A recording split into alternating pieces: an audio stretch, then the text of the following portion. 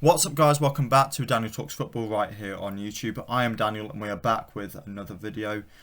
In this video we are going to be talking about England versus France, in which England have been knocked out of the World Cup. Before I do get into the video, please make sure to like the video, comment down below and also subscribe to the channel. Go over and follow the Instagram and the TikTok Daniel Talks Football on both. In case you can't tell, I'm not very enthusiastic and we'll get on to why that is in a second. Well, we'll get on to it right now.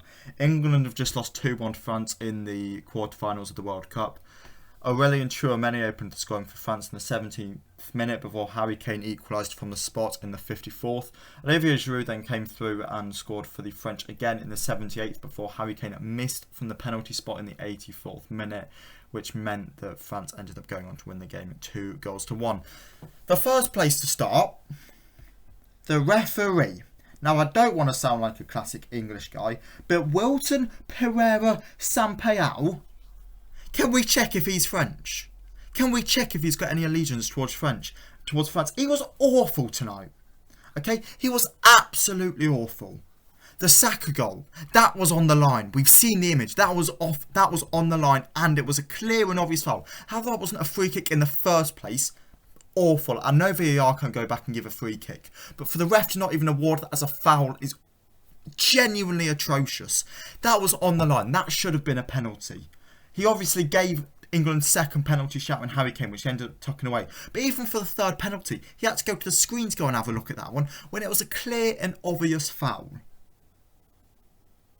There were so many little instances in the game which clearly he was biased in.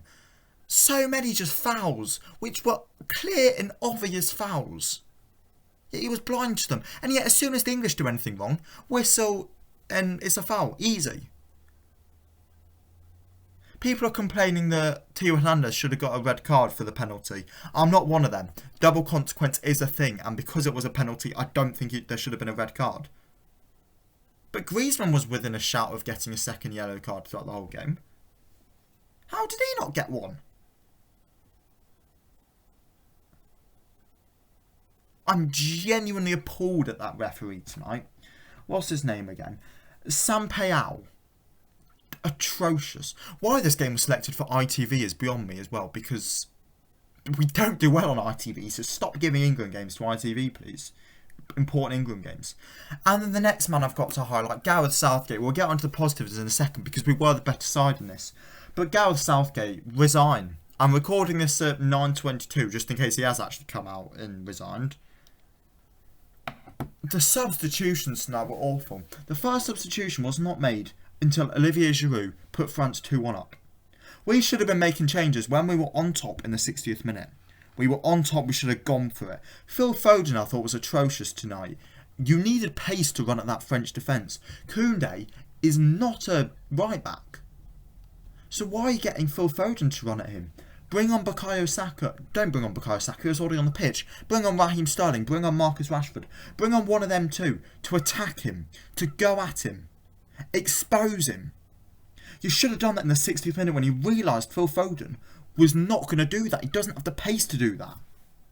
Yet the first change we make is bringing on Mason Mount, who is known for having no pace. He ended up bringing Sterling on in the 79th before Rashford coming on in the 85th. Rashford should have been brought on for Foden much earlier. Never mind if you want to make that change to the 79th. Keep Bukayo Saka on the field. He was our best player tonight. He had Theo Hernandez on toast. Keep him on. Keep him running at Theo Hernandez. Bring on Sterling on the other wing to run at Koundé. How did we have Phil Foden running at Koundé for 85 minutes? That's not going to work. Not changing the side till the 79th minute. Again, it's a really poor decision from Southgate, this one. Even the final change he made in the 98th minute when he took off John Stones, who was injured. Why are you bringing Jack Grealish on? You've got Callum Wilson sitting there on the bench. It was a striker who's been scoring goals for Newcastle all season. He looked excellent in that first game versus Iran. If you've got 30 seconds of a game left, a minute left of a game, and you need a goal, you bring on Callum Wilson. Why would you bring on an extra attacking midfielder who probably won't score that goal for you? You're looking to get the ball in the box. So bring on Callum Wilson. Or if you're looking at a set piece, bring on Trippier. I felt like you should have brought Trippier on in this game because I thought Shaw was awful. Shaw's deliveries all night from that left-hand side were absolutely awful. The fact he was on set pieces for 70 minutes of that game. Again, an atrocious decision. You should have played Trippier from the start, or at least brought him on. We contained Mbappe, so fair play to Walker for managing to contain Mbappe, because he did not look that good tonight. Walker had him in his back pocket. But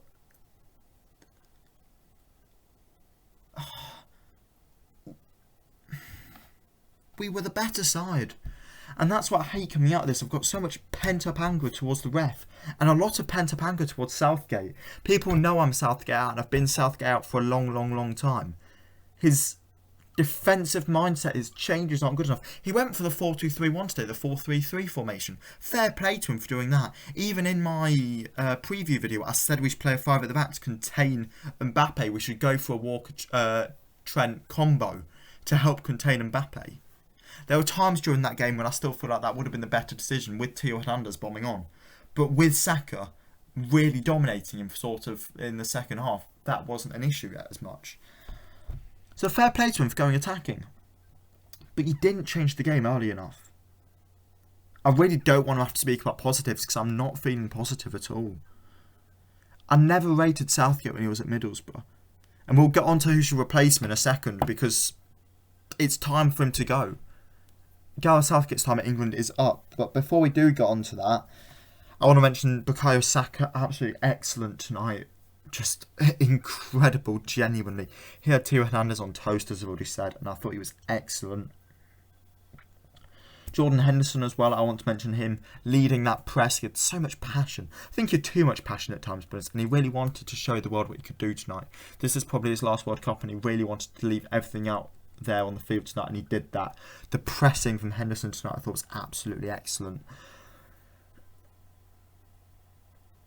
But actually, before we do go on to Southgate, I want to touch on Harry Kane. He scored a penalty and missed another penalty. I'm not going to berate Harry Kane for missing a penalty. First of all, he caught up with Wayne Rooney and has equalled Wayne Rooney's goal-scoring record for England tonight, so congratulations to Kane for that one. I'm not going to get angry at Kane for missing that second penalty. First of all, it's the second penalty of the night, so that's always stressful. And it's against Hugo Lloris, the club goalkeeper, who has seen him take so many penalties and has probably analysed him as well to know how to react. I'm not angry at Kane for missing that penalty. It was a poor penalty. It was a very poor penalty. You at least need to get it on target. But I'm not going to get angry at him for that. Right, a guy that I will get angry at is Gareth Southgate. Again, the substitutions tonight were absolutely awful. Who should replace Southgate? Because I do think it's time to go.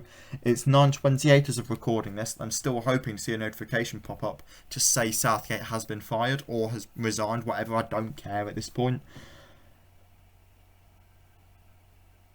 It's time for somebody to come in and take this England squad to the next level. For me, this manager, they need to be English, and I'll stick with that for a long time. The manager needs to be English, so I don't want Tuchel, I don't want Wenger, I don't want any of this. I don't think Wenger would take the job anyway. Who do I want?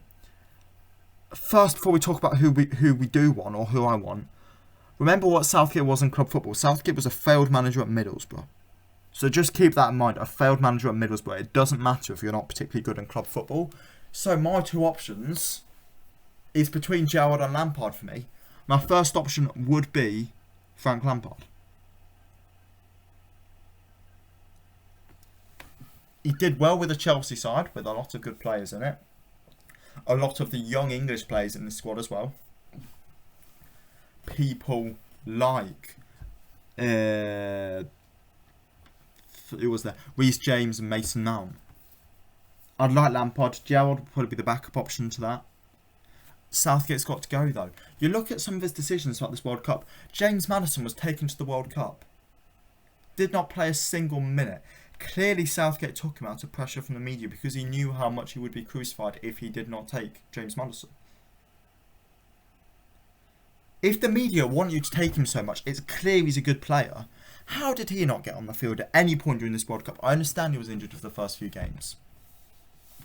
But he's a player that needed some game time. Conor Gallagher, no game time, or barely any game time. There's been some really appalling decisions throughout this World Cup, and for me it's time for Southgate to go. What do you think? You'll have to let me know in the comments below. And thank you all for watching this video. I'll catch you all again in the next one. See ya!